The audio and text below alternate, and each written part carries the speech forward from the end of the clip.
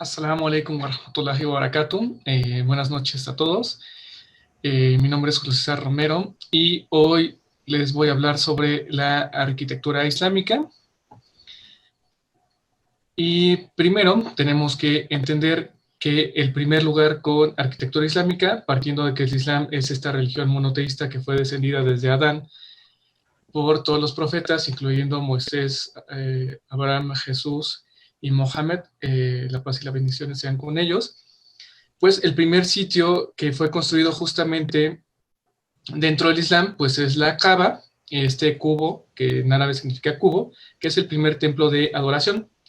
De acuerdo con la tradición islámica, pues este lugar existe desde Adán y fue vuelto a hacer en la época de Abraham con su hijo Ismael, y todos los ritos de peregrinación tienen que ver justamente con lo que él hizo en su estadía en Meca, que en la Biblia aparece como Beca.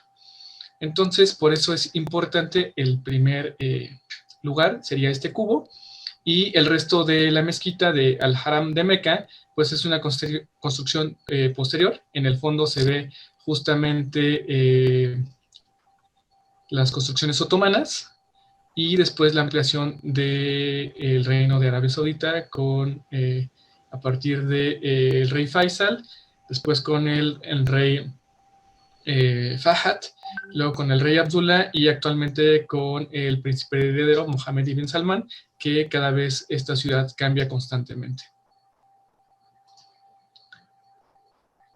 Bueno, entonces, a partir de eso, pues la arquitectura, como habíamos visto la sesión pasada, pues el Islam es una religión y entonces se va a adaptar de acuerdo a los pueblos donde se va a practicar. Entonces, dentro de las características de la arquitectura tenemos elementos originarios de cada cultura que estuvo antes de la difusión del Islam, después de la llegada de Mohammed, sallallahu alaihi wasallam, que la paz y las bendiciones sean con él. Y principalmente tenemos una gran influencia de los romanos, de los bizantinos, de estos pueblos latinos griegos convertidos al cristianismo ortodoxo, los persas, que originalmente van a ser más deístas, adoradores del fuego, y los egipcios. ¿Dónde podemos ver este tipo de arquitectura? Pues justamente en mezquitas como lugar de culto importante, sobre todo porque hay un hadith del profeta, sallallahu alaihi wasallam, que dice: Man bana beitan lillah, bana lahu beitan fil jannah. Quien le construye a Alá una casa, Alá le construirá una casa en el paraíso. Entonces, hay mucha difusión para construir mezquitas en cualquier parte del mundo, y también nos habla mucho de los gobernantes, así como actualmente muchos gobiernos se jactan de hacer grandes edificaciones para que estos gobernantes no sean olvidados, pues también lo mismo va a pasar en el mundo islámico con las mezquitas, con los palacios y con hospitales y lugares de beneficencia pública. Asimismo, tenemos los elementos geográficos, geométricos, que no creo que tarde mucho en cargar. Y estos elementos, como veíamos en la sesión pasada, se van a repetir de una manera interminable, que van a ser justo el decorado de estos sitios. Aquí hay 14, lo tomé tal cual de internet, y estos patrones se repiten una y otra vez. Si les interesa más, hay un pequeño documental de TED-Ed, de educación, que es para niños, sobre cómo hacer estos diseños islámicos. Por si, bueno, quisieran verlo, en YouTube está un pequeño video de cómo hacer estos diseños geométricos. Y, bueno, también tenemos un elemento característico de la arquitectura, son los arcos. En especial estas arcadas son típicas del mundo islámico por la necesidad de tener espacios abiertos. Los arcos originalmente son mesopotámicos, pero en el occidente se le atribuyen mucho al Imperio Romano. Entonces, lo que hace el arco, pues, es sostener el peso y distribuirlo de manera que, pues, nos pueda generar espacios cada vez más altos, más grandes, y con eso, pues, tener, en el caso de las mezquitas, pues, filas un poco más grandes para hacer la oración, y también que todos los orantes, pues, puedan ver al imam, la persona que dirige la oración. Entonces, aquí vienen algunos. Esto fue tomado de justamente una imagen española, entonces principalmente está cargado a eso, y así solamente podemos entender los diseños, les decía, tiene que ver mucho con las matemáticas. Algunos va a ser justamente herencia del Imperio Romano y de los pueblos que vivieron en la península ibérica. Y también tenemos otro elemento importante que van a ser las cúpulas, y va a tener una función tanto estética como funcional. Las cúpulas estéticamente pues dan una sensación de apertura a estos espacios. También dentro de la funcionalidad va a ser que hacen que el sonido se rebote. Recuerden que no había bocinas en aquel entonces hay una necesidad de escuchar los takbirat para la oración, así como el sermón del viernes. Y también es una alegoría al paraíso, al igual que en las iglesias en el mundo, que obviamente comparten esta característica, al igual que en muchos espacios, pues también permiten entrar claros oscuros por la iluminación. También van a cambiar los diseños dependiendo de la zona. Obviamente los más cercanos al Mediterráneo van a ser un poco más como de si fueran arcos de medio punto formando justamente las bóvedas, pero pues depende mucho de las zonas, y vamos a verlo más adelante con cada elemento cultural de acuerdo con la región. Entonces también otro punto importante que cabe aclarar es justo que la primera mezquita que se va a construir en el Islam, cuando sale Mohammed, sallallahu alaihi wasallam, paz y bendiciones sean con él, de Meca va a Medina, y la primera mezquita que construye no es la mezquita del profeta, la que está al lado de su casa, sino va a ser la mezquita de Cuba, que está a las afueras de de Medina, y después va a establecer la mezquita de Medina. Entonces, en teoría, ahorita que cargue, tendría que verse la mezquita del profeta, donde aquí lo que vemos es justamente el diseño, y lo que vale la pena ahorita que se vean destacar es el espacio que ocupa esta mezquita. Bueno, aquí eran los mosaicos, pero bueno, directamente me voy a lo de la mezquita. Les decía, la sesión pasada vimos que los mosaicos van a ser un elemento principal. Es muy fácil saber de dónde son por el tipo de diseños. Si nosotros estamos acostumbrados en América Latina a ver mosaicos negros, pues obviamente es la influencia española andaluza del norte de África. Si hay un mosaico de tinte negro, pues obviamente nos remite a esa zona, a diferencia de la utilización de los azules o el caso del fondo de la hermana, que obviamente nos ha sido un reflejo a Irán. ¿Sale? Entonces, en esta mezquita del profeta, pues tenemos que este domo verde, pues originalmente era su casa, y lo de al lado su mezquita. Entonces, tenemos dentro de las imágenes el mihrab. El mihrab es un elemento importante dentro de las mezquitas, que es un acotamiento, un nicho, que marca exactamente dónde está la dirección de la Meca, la Qibla.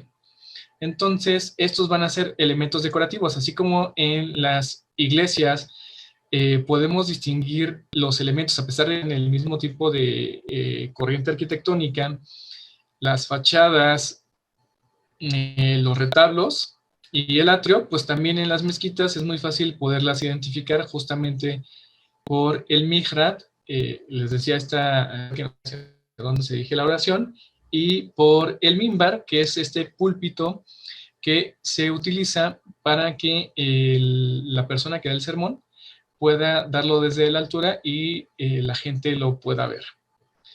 Incluso en esta última imagen hay también un hadith del profeta sallallahu alaihi wasallam, que la paz y las bendiciones sean con él, que dice: Ma baina beiti wa minbari rawdatun min riyadil jannah. Lo que hay entre mi casa y el minarete es un jardín del paraíso. Entonces este es uno de los lugares donde pues muchos musulmanes acuden a hacer la oración. Incluso si en algún momento tienen la oportunidad de visitarlo, pues la alfombra es totalmente verde, mientras que el resto de la mezquita tendrá alfombra roja.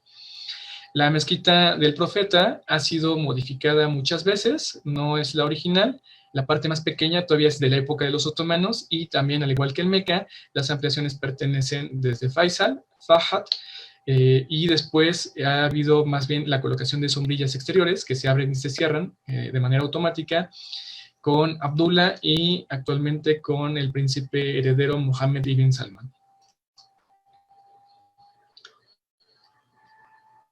Luego de ahí nos vamos al tercer sitio más sagrado del Islam, que es la mezquita de Al-Aqsa y el Domo de la Roca, ubicados en Jerusalén, que en árabe es Al-Quds, la Santa. Entonces, mezquita de Al-Aqsa y el Domo de la Roca se encuentran sobre el famoso monte donde estaba el templo de Salomón, que actualmente es un lugar en disputa por la práctica religiosa. De un lado está el Muro de los Lamentos, un poco más allá está la iglesia del Santo Sepulcro, entonces sigue siendo un lugar importante de adoración de estas religiones hermanas. Entonces, esta imagen que aparece ahí es la mezquita de Omar, que realmente es la mezquita de Al-Aqsa. Cuenta la historia que Omar, cuando llegó a Jerusalén, iba con su sirviente y entonces su sirviente estaba cansado, él se baja de su montura y le da permiso a su sirviente que se suba y pensé que Omar era el sirviente y eso nos habla de la nobleza.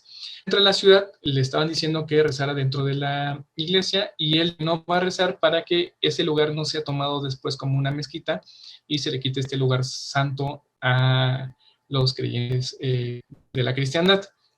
Entonces, esa es una de las tantas de la importancia de este lugar, además de que, bueno, este es su interior, lo pueden ver en 360 en Google, que es una de las ventajas, y también tenemos que el Domo de la Roca sirvió como un lugar donde se hizo el viaje nocturno del profeta, sallallahu alaihi wasallam, que la paz y las bendiciones sean con él, que viajó de Meca a Jerusalén y de ahí se elevó a los cielos para tener contacto con otros profetas, conocer a Allah por medio de un velo que lo cubría, entonces no lo pudo ver, y ahí se le va a descender la obligatoriedad de la oración 5 veces al día. Entonces, este Domo de la Roca, claramente vemos los mosaicos, son totalmente una herencia bizantina. Esa cúpula dorada es un tipo de recubrimiento vidriado que le va a dar esa característica. La fuente que está afuera, esa cúpula es totalmente otomana porque son como con una cobertura que semeja el plomo, y ese es un elemento típico de la arquitectura otomana, ¿no? Cada vez que veamos este tipo de cúpulas, sabemos que son elementos otomanos. Este es el interior de el Domo de la Roca. En realidad, pues es una planta octagonal, tiene 8 lados, y dentro tiene un círculo, lo que se parece mucho a las basílicas del paleocristianismo, es decir, las primeras épocas del cristianismo antes del establecimiento como religión oficial en el Imperio Bizantino.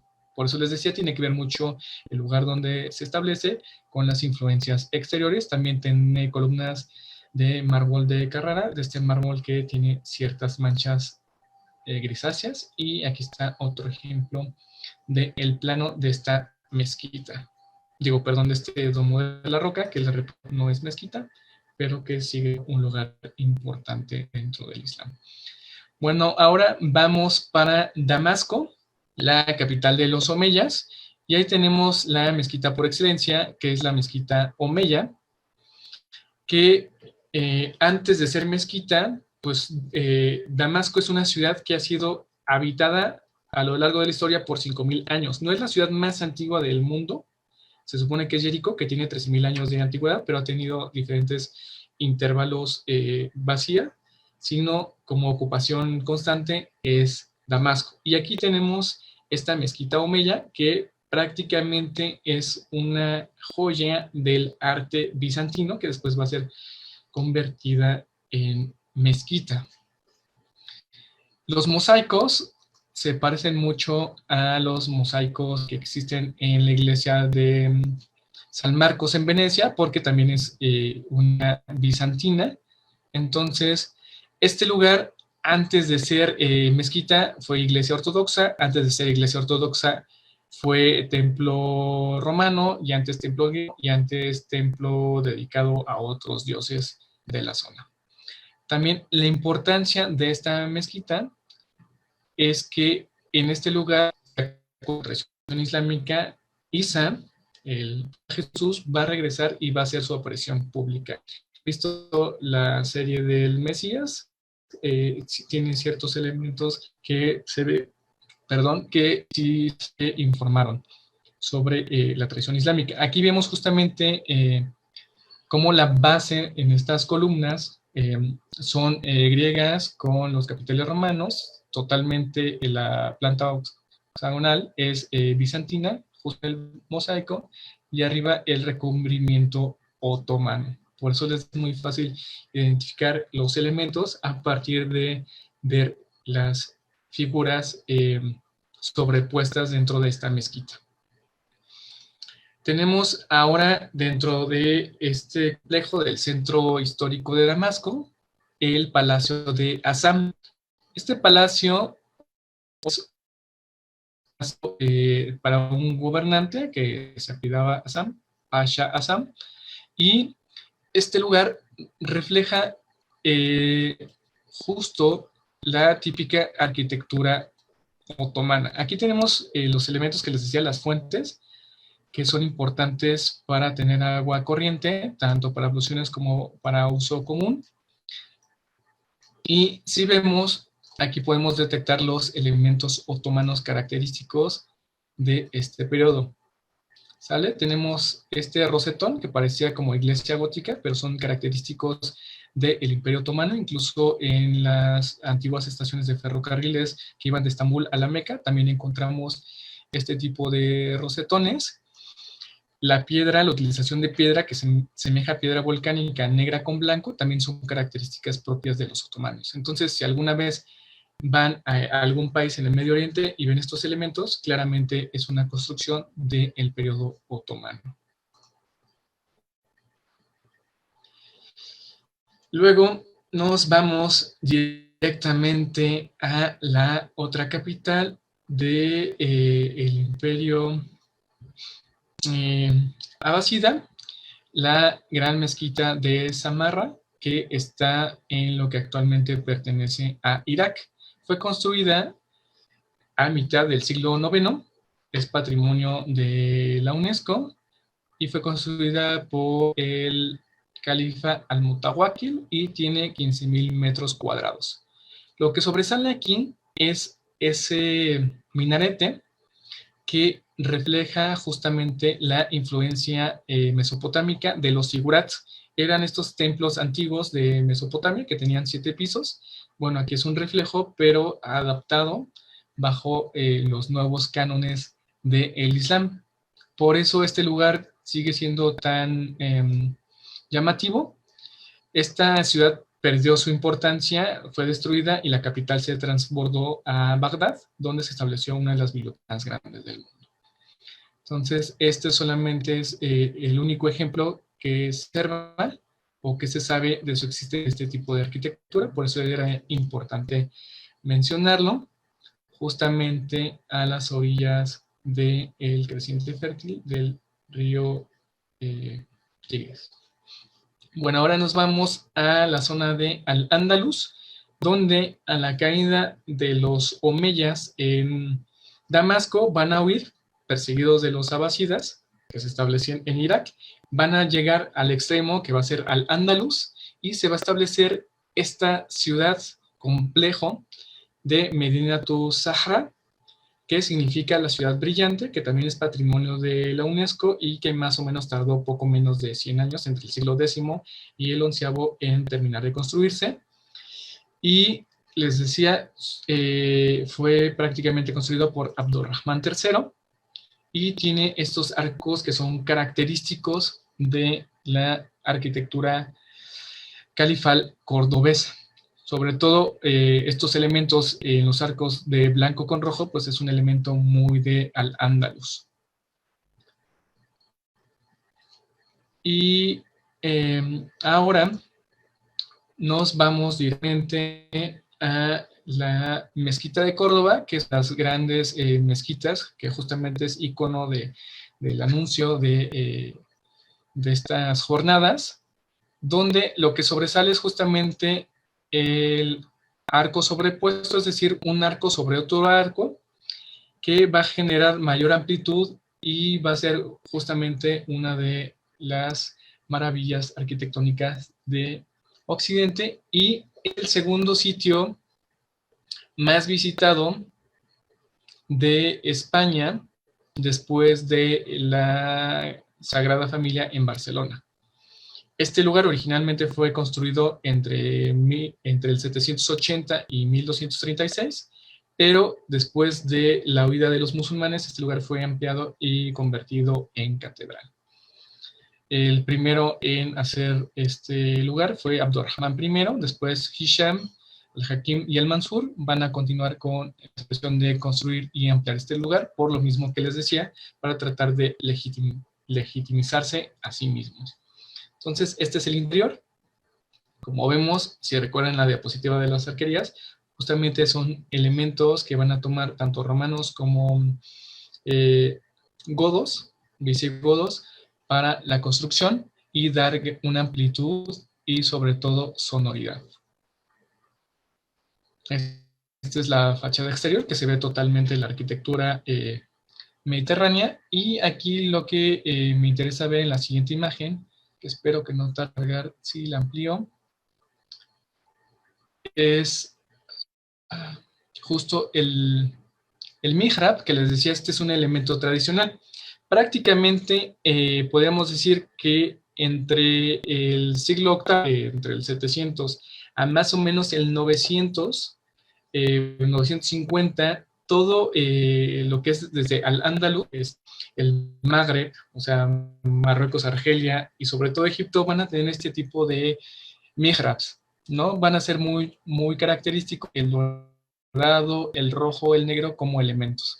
Entonces, si vemos en una mezquita de esa zona este tipo de colores o estas combinaciones, sabremos que pertenecen a ese periodo. Entonces, lo que les quiero dar son pistas sobre cuáles son estos elementos que nos pueden ayudar para reconocerlo cuando lo veamos. Y aquí también tenemos alegorías geométricas, tenemos también símbolos que no pertenecen propios al Islam, pero que están dibujados dentro de estos muros para tratar de hacer este sincretismo cultural, elementos islámicos con las antiguas prácticas y religiones del lugar.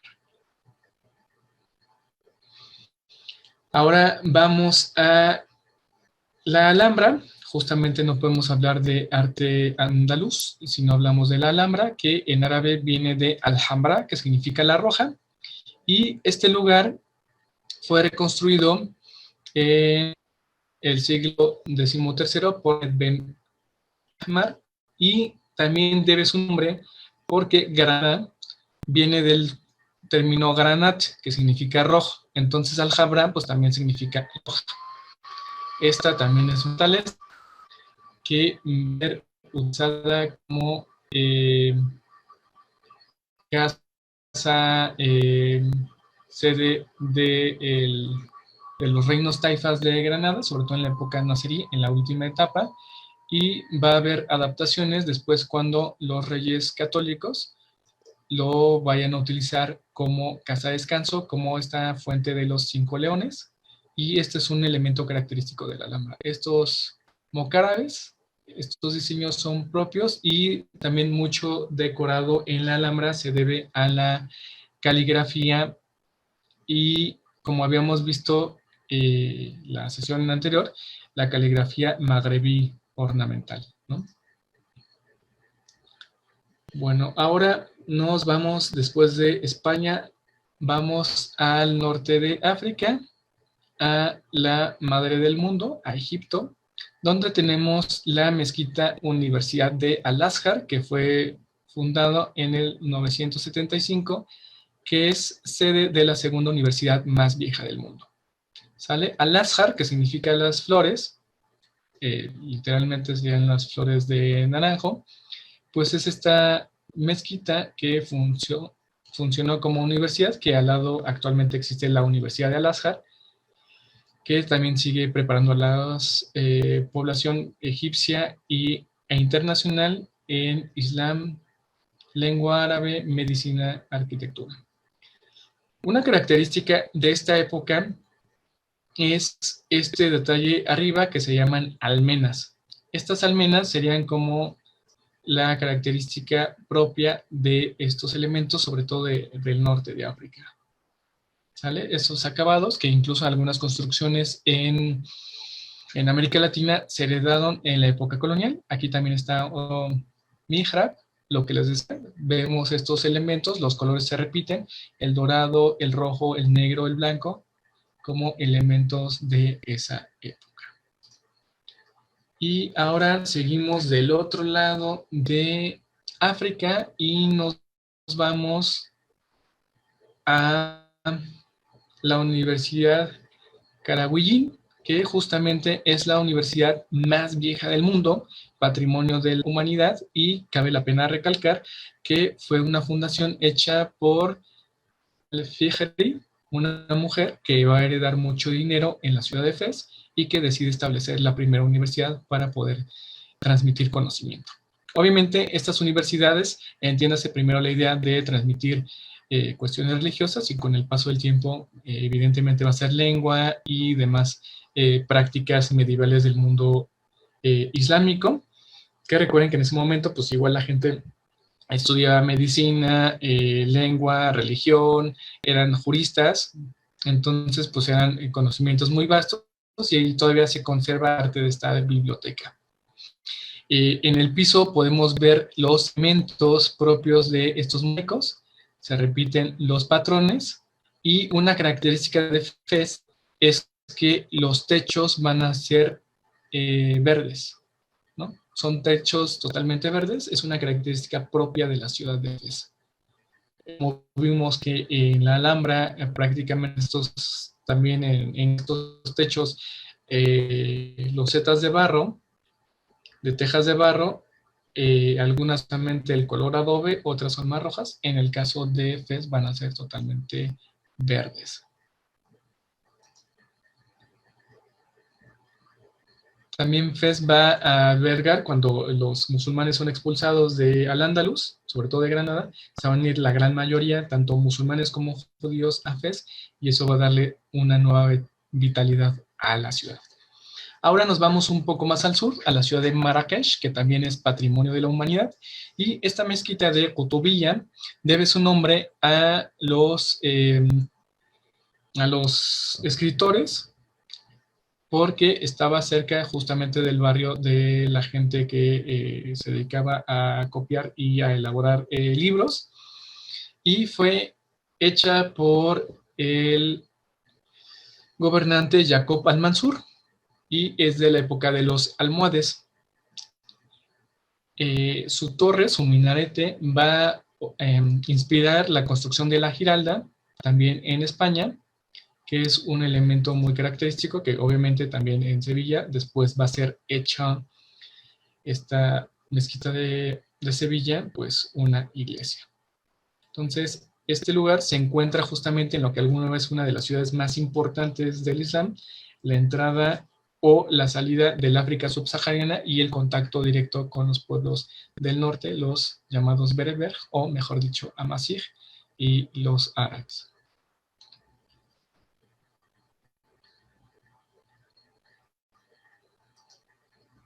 Luego vamos directamente más al África subsahariana y nos encontramos con una de las mezquitas más extrañas, si se le quiere decir, que también son orgánicas en el sentido más figurativo, porque está hecho de elementos orgánicos, que prácticamente es el adobe. Esta ciudad de Timbuktu, si existe, se encuentra en el país de Mali y fue construida en 1327 por Mansa Musa, que dice la tradición que fue el hombre más rico que ha existido en el mundo, Incluso él hace una peregrinación, tarda muchísimos años, lleva un séquito impresionante de gente de Mali hasta la Meca, y hay narraciones de sus viajes. Incluso Ibn Batuta, el gran cronista musulmán, que es el Marco Polo del mundo islámico, habla sobre este Mansa Musa, y también partiendo también con Tedet, también un pequeño videoclip sobre Mansa Musa que valdría la pena que le echaran una revisada. Entonces, esta mezquita de Jingareiber es la mezquita principal que está en Timbuktu y que también va a fungir como madrasa. Les decía, está totalmente hecha de adobe. Esos palos son para darle soporte, pero también sirven en el caso de lluvia para poder sacar y que no se inunde y se vaya a desgastar. Entonces dejamos el África y ahora nos vamos directamente al otro lado del mundo, hacia Asia Central. Y tenemos a la gran mezquita de Isfahán, justamente aprovechando el fondo de la hermana, que es un bazar en Isfahán. Pues ahora tenemos la mezquita de Isfahán, que también fue iniciada su construcción en el 771, pero que hasta la fecha todavía sigue siendo remodelada, ampliada, restaurada. Por eso no le puso una fecha de conclusión. También Isfahán es su centro histórico, patrimonio de la humanidad, y este es el modelo por excelencia de las mezquitas de Asia Central. ¿Por qué? Déjenme que haga un acercamiento. Y aquí lo tenemos, nada más que me cargue la imagen.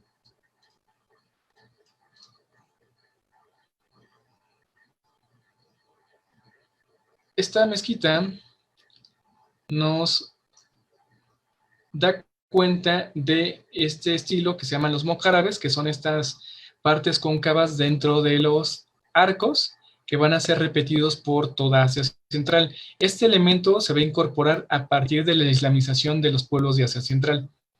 Cuando estas tribus mongolas descendientes de Genghis Khan tienen contacto con el Islam, primero empiezan a atacarlo, hacen una masacre. O sea, literalmente se comían a sus enemigos, también como una especie de campaña de terrorismo, y con el paso del tiempo, ya con el contacto con los abasidas, poco a poco se empiezan algunos a convertir, se vuelven mercenarios, pero ellos van a aportar estos elementos. Entonces tenemos construcciones totalmente planas. Los azulejos principalmente destaca el tono azul, que es una característica de Asia Central. Les decía la sesión pasada que por el dominio de los colores, tanto persas como de las técnicas chinas, se van a retomar esta utilización porque en su momento eran caros y por lo tanto les decía la majestuosidad de reflejar a Alá. Y entonces les decía, vale la pena tomarlo en consideración como uno de los elementos que va a fundamentar o a darle sentido a las grandes construcciones de mezquitas en todo Asia Central. Es decir, todos los países que terminan en Tan, que significa tierra de acuerdo a las lenguas turco-mongólicas, mongoloides que se hablan en toda la región. Luego tenemos en Samarcanda el Registán. Registán era el centro de la ciudad, que prácticamente las ciudades en Asia Central se van a establecer en los lugares donde fueron los mercados o los bazares que se organizaban de esta ruta de la seda, que prácticamente existen desde la época de los fenicios, desde hace más de 5,000 años, hasta prácticamente el descubrimiento de América e incluso fechas actuales. Existen este cambio en las rutas y uno de estos lugares era Samarcanda. Entonces, este sitio, les decía, es el centro de la ciudad, que literalmente significa lugar de arena, porque pues, era un lugar despoblado, que solamente se reunían en la antigüedad para los bazares, y justamente por el intercambio de mercancías va a generar que también sea el intercambio de conocimiento y una de las mayores madrasas o escuelas islámicas, además de otras construcciones importantes. Los elementos obviamente se repiten con las cúpulas, que también se asemejan un poco a las cúpulas de las iglesias ortodoxas, y vemos estos nichos que habíamos visto en Isfahan, que también les decía, desde Irán hasta Afganistán, existen y van a ser elementos claros. Por eso les decía la sesión pasada que los mosaicos prácticamente van a recubrir, no importa el material con que estén hechos estas construcciones, puede ser ladrillo, adobe, cualquier material, cemento, pero lo que importa es ese decorado que se va a repetir constantemente. Entonces, Samarcanda y Bujara en Uzbekistán van a ser ejemplos muy bellos de la arquitectura en el centro de Asia. Y ahora nos vamos hacia el subcontinente hindú. Tenemos el fuerte de Agra como una construcción civil que también fue construida bajo la dinastía del Imperio Mogol. El Imperio Mogol es un sincretismo, una mezcla de descendientes de gente de las estepas que venían del Valle de Fergana de Afganistán, que se van a mezclar y van a conquistar la parte más occidental de la India, se van a mezclar con población noble de la India y van a dar el origen al arte mogol. Y aquí tenemos justamente este fuerte de Agra, que se llama Lal Alquila, que es justamente del siglo XVI en el estado o la provincia de Uttar Pradesh, que también significa la roja. Entonces, vale la pena entender cómo podemos ver que casi paralelamente tenemos una alhambra en Al-Ándalus y una fortaleza roja también en el otro extremo en la India. ¿Sale? Esta ciudad es más reconocida por otro tipo de arquitectura, por otros edificios, pero este palacio justamente refleja elementos de la tradición india.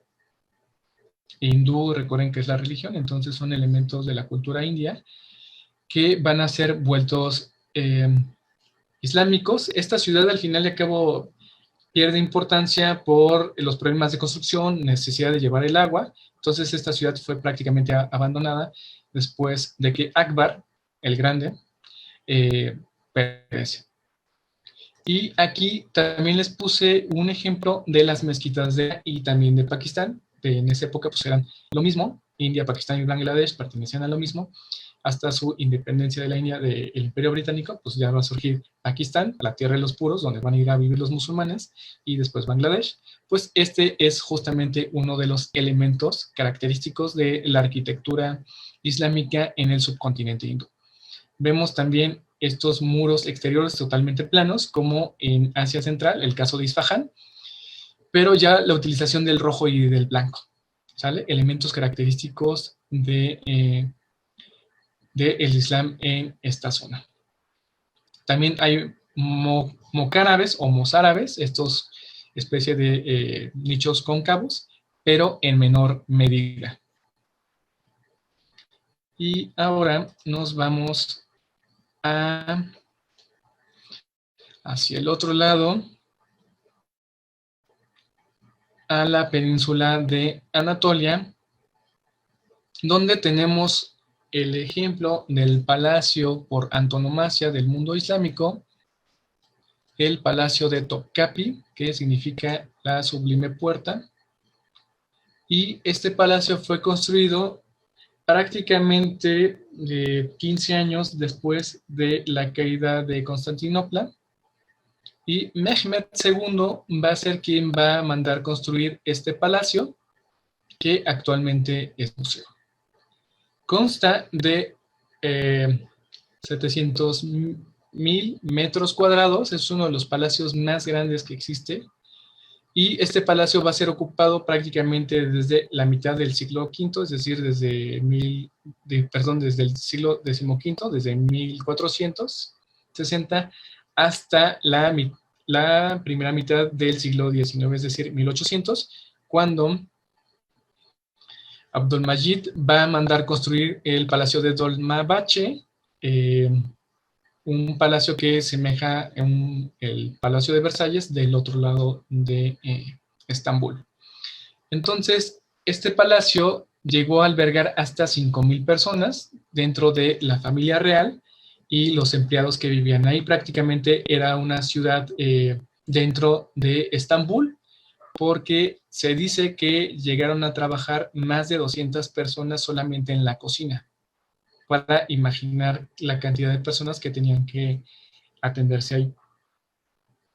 Entonces, aquí tenemos el interior de una de las habitaciones más majestuosas. Las más majestuosas pertenecen a la mamá del sultán y al sultán. Entonces, si alguna vez tienen la oportunidad de visitarlo, pues vale la pena que se detengan un momento a ver justamente cada detalle, porque este palacio pues refleja el esplendor del Imperio Islámico, y como bien decía el hermano Ricardo Paniza, pues el Imperio Otomano pues es la cumbre de lo excelso en arte, y por lo tanto pues Topkapi es este reflejo de estos elementos, tanto en el interior como en el exterior, mosaicos, herrerías, tallado de madera, uso de piedras preciosas que son importadas,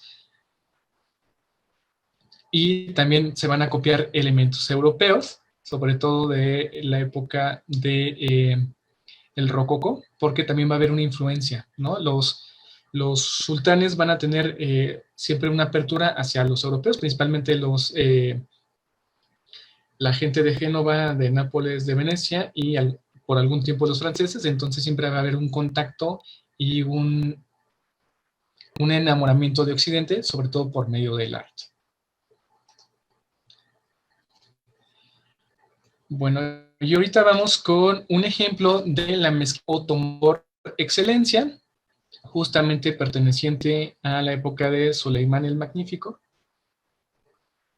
donde no les quise poner la mezquita azul o la de Ahmed, sino la de Mehmed o la mezquita de los príncipes, porque va a surgir como el primer ejemplo de la arquitectura de Sinan, el gran arquitecto del Imperio Otomano, que fue construida justamente en 1456 al 48, y esta mezquita va a ser, les decía, el ejemplo de esta réplica, porque hasta la fecha las mezquitas en Turquía, a pesar de ser muy modernas, reflejan esta arquitectura otomana.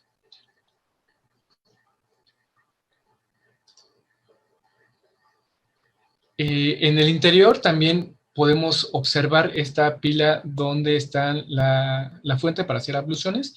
También en la ciudad de El Cairo, la mezquita de Mohammed Ali también tiene este tipo de arquitectura porque pertenece a esa época. En el interior podemos destacar justamente la utilización de cúpulas de manera excesiva, y al poder una especie de contrafuertes que le dan mayor soporte, va a generarse los domos más grandes, e incluso a competir con el gran domo de la iglesia de Hagia Sofía, que actualmente ya ha sido vuelta a mezquita. Y les decía, eso va a influenciar mucho en su manera de construirse.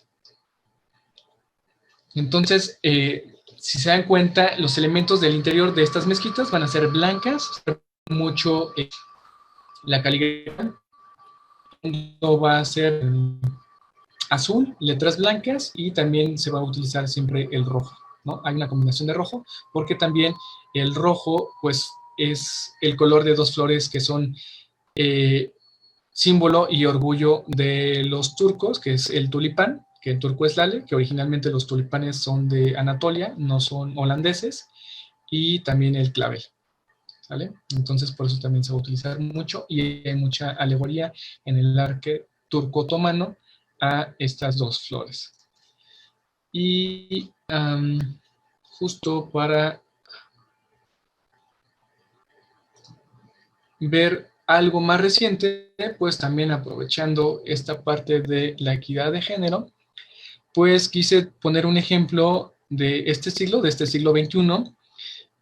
También en Estambul está Shakari Jami, la mezquita Shakirin, que fue construida entre el 2009 y el 2013, y uno de los arquitectos, más bien dicho, la arquitecta que se encargó del interior de esta mezquita, es Fátima Madiliolu, que ella se va a encargar justamente del interior, por lo cual es de